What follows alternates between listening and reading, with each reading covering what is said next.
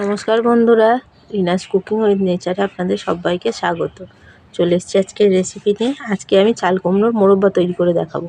কীভাবে চাল কুমড়োর মোরব্বা করছি সেই রেসিপিটা আপনাদের সঙ্গে শেয়ার করব। আসুন তাহলে শুরু করা যাক। এখানে তার জন্য একটা বড় পাকা চাল কুমড়ো নিয়েছি। এটা গাছে ছিল, গাছ থেকে পেরে নিয়েছি। চাল কুমড়োটা আমি প্রথমে কেটে নিচ্ছি। দেখুন, পাকা চাল কুমড়ো হলে হাতে এরকম সাদা সাদা চুনের মতো লাগবে। পাকা চাল কুমড়োতেই মোরব্বাটা ভালো হয়।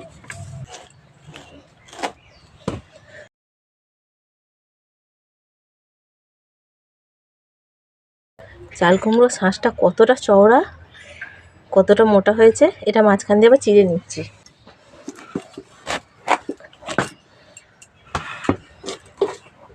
চাল কুমড়োটা টুকরো করে নিয়েছি, এইগুলো আরও টুকরো করে নিচ্ছি। আমি এক এক করে চাল কুমড়োগুলো ছাড়িয়ে নিচ্ছি প্রথমে।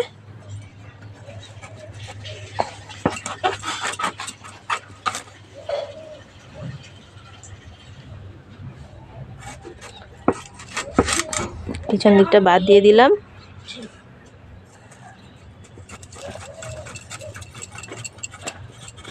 খোসাগুলো এরকম মোটা করে বাদ দিয়ে দিতে হবে। সবুজ, এই যে সবুজ অংশটা আছে, সবুজ অংশটা যেন না থাকে। এই যে শাঁসটা রয়েছে, বীজ রয়েছে, বীজের এই অংশটা ফেলে দেবো বাদ দিয়ে। নরম যতটা যে বীজের অংশটা ছিল সেই অংশটা আমি কেটে একদম বাদ দিয়ে দিচ্ছি। দেখুন, এটা শক্ত। এগুলো এবার টুকরো করে নিচ্ছি আমি। এরকম টুকরো করছি, এটাকে আবার দু টুকরো করে নিচ্ছি। এরকম সাইজের করে চাল কুমড়োগুলো আমি কেটে নিচ্ছি সব।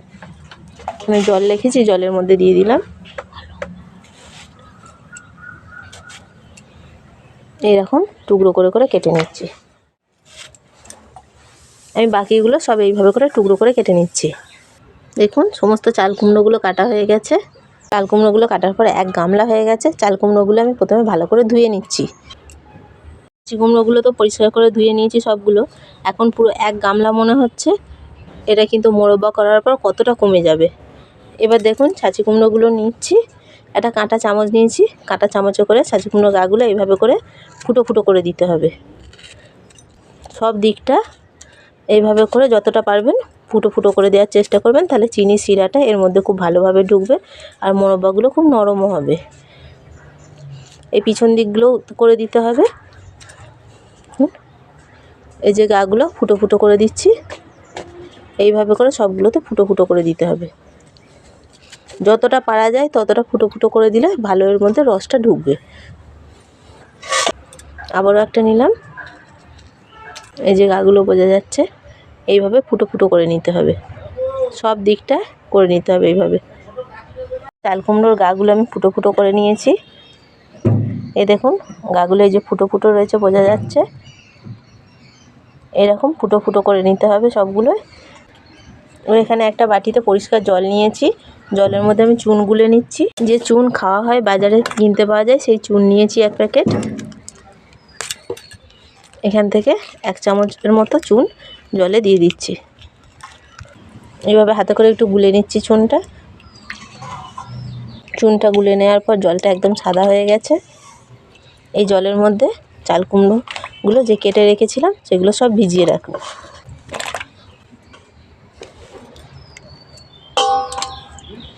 এইভাবে চাল কুমড়োগুলো সব এরকম চুন জলের মধ্যে ডুবিয়ে রেখে দিতে হবে। 6 থেকে 7 ঘন্টা এইভাবে চুন জলে ডুবিয়ে রেখে দিতে হবে। আপনাদের কাছে হাতে যদি সময় থাকে তাহলে সারা রাত এইভাবে চুন জলে ভিজিয়ে রেখে দেবেন। আমি 6-7 ঘন্টা এটা চুন জলে ভিজিয়ে রাখছি। 7 ঘন্টা হয়ে গেছে। আমি 7 ঘন্টা পর এটা তুলে নিচ্ছি। চাল কুমড়োগুলো অনেকক্ষণ চুন জলে ভিজিয়ে রেখেছিলাম। এবার চুন জল থেকে চাল কুমড়োগুলো খুব ভালো করে 6-7বার জল পাল্টে পাল্টে ধুয়ে নিচ্ছি, তাতে যেন চুন জলটা যেন না থাকে। পরিষ্কার জল যতক্ষণ না চাল কুমড়ো থেকে বেরোবে ততক্ষণ কিন্তু চাল কুমড়োগুলো ভালো করে ধুয়ে নিতে হবে। কড়াই পরিমাণ মতো জল দিয়ে দিচ্ছি। চাল কুমড়োগুলো ভালো করে জল পাল্টে পাল্টে ধুয়ে নিয়েছি। এবার এগুলো সেদ্ধ করে নেব। ওগুলো দিয়ে দিয়েছি। এবার ঢাকা দিয়ে চাল কুমড়োটা ভালো করে সেদ্ধ করে নেব। মিনিট 5 সময় নিয়ে চাল কুমড়োটা সেদ্ধ করে নিতে হবে। 5 মিনিট হয়ে গেছে। ঢাকাটা খুলে দেখে নিচ্ছি।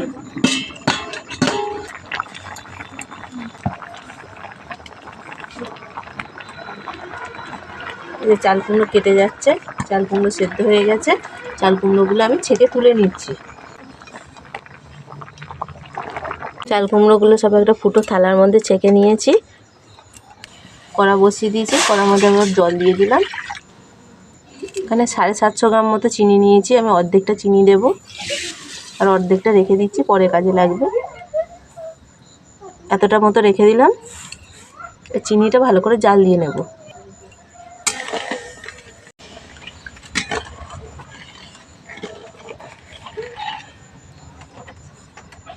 চিনির রসটা ফুটতে শুরু করেছে।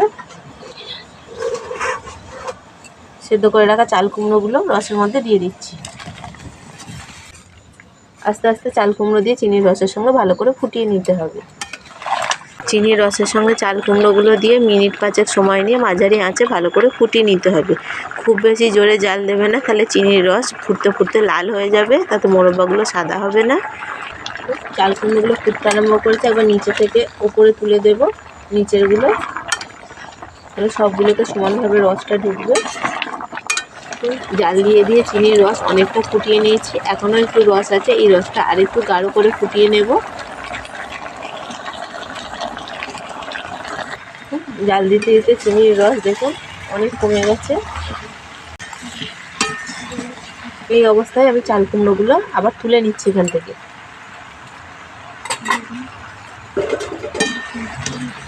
চাল কুমড়োটা ছেঁকে তুলে নিচ্ছি।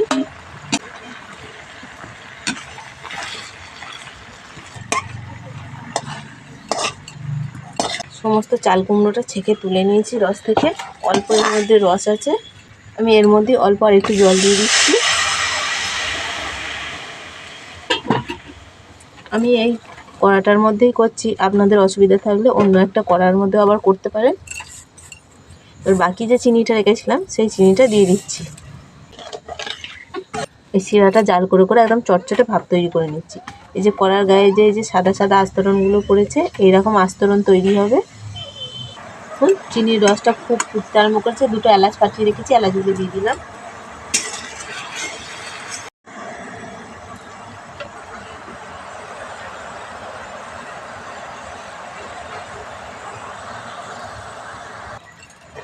চিনির শিরাটা কতটা ঘন হয়েছে,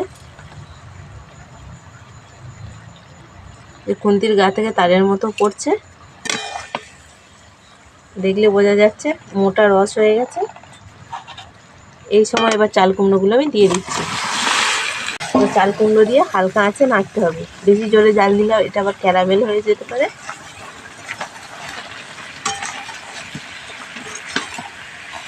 হালকা আঁচে মোরব্বাগুলো জাল করে এরকম সাদা আস্তরণ তৈরি করে নিতে হবে।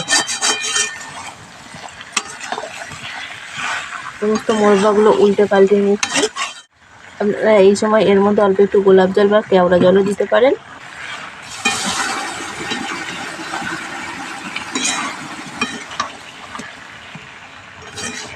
দেখুন এখনই বোঝা যাচ্ছে চাল কুমড়োর গাগুলো যে হালকা সাদা সাদা আস্তরণ পড়ছে। হালকা আঁচে চিনির শিরার সঙ্গে মোরব্বাগুলো যখন ফোটানো হচ্ছে, দেখুন তলা থেকে যখন তুলছি, এই দেখুন এইগুলোর গাগুলো হালকা সাদা সাদা হয়েছে, এরকম সাদা সাদা প্রোটিন তৈরি হবে ওপরে। এই সময় উনুনের আঁচ একদম হালকা আঁচে করতে হবে, নাহলে খুব বেশি জাল দিলে চিনিটা ক্যারামেল হয়ে লাল হয়ে যাবে মোরব্বাগুলো।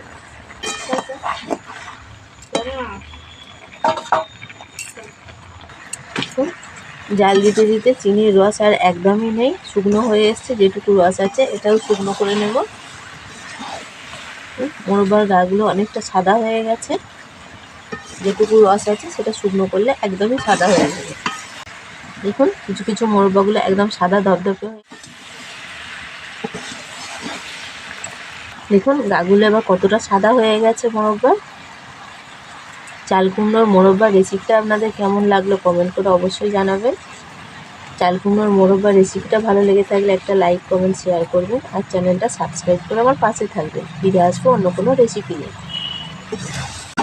তো জলটা শুকনো হয়েই আসছে, আমি এবার এটা নামিয়ে নিচ্ছি। এটা ঠান্ডা হয়ে যাওয়ার পর গায়ের যে জলটা ভাব আছে, জল জলে ভাবটা, সেই জল জলে ভাবটা শুকনো হয়ে যাবে। এটা বেশি জাল দিলে এবার মোরব্বাগুলো নাহলে লালচে ভাব চলে আসবে। এই মোরব্বাগুলো এবার নামিয়ে নিচ্ছি। এখন মোরব্বাটা আমি নামিয়ে রেখেছি, কড়ার মধ্যেই এখন রেখে দিচ্ছি। এটা একটু এবার ঠান্ডা হতে দেব।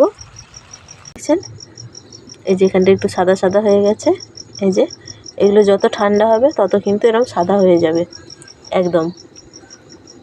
আমি চাল কুমড়োটা ভালো করে ঠান্ডা করে নিই, তারপর আপনাদেরকে কেটে দেখাবো। এই মোরব্বা আমরা কেকেতেও দিয়ে থাকি অথবা কোনো ডেজার্ট আইটেমে দিয়ে থাকি। এখন মোরব্বাগুলো দেখতে কতটা সুন্দর হয়েছে।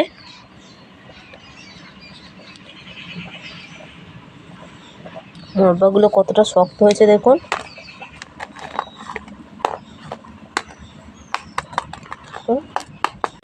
কতটা শক্ত হয়েছে মোরব্বাগুলো, আর গাগুলো কতটা সাদা সাদা হয়ে গেছে।